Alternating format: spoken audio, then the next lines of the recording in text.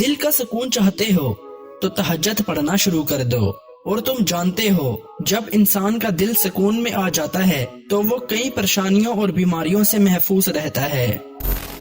وہ شخص جس کا دل بے چین رہتا ہے، تہجد اس کے لیے تحفہ ہے، کیونکہ جب تم تنہا تہجد کے وقت اپنے رب سے گفتگو کرتے ہو تو اس وقت تمہارا رب تمہارے اتنا قریب ہوتا ہے کہ پھر تمہارے دل میں کوئی بے چینی باقی نہیں رہتی اور تمہارا دل سکون میں آ جاتا ہے۔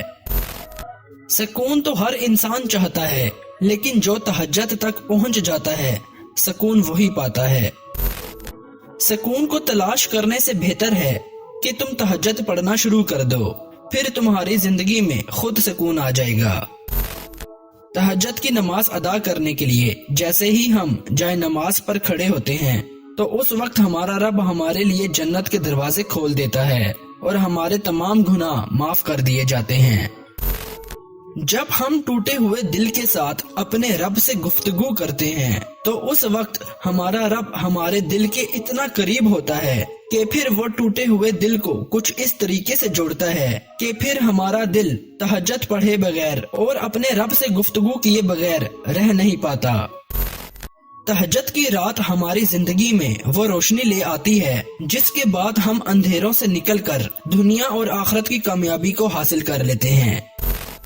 جب اللہ راضی ہوتا ہے تو دل سکون میں ہوتا ہے، اور اللہ کو راضی کرنے کے لیے تہجد کا ایک سجدہ ہی کافی ہوتا ہے۔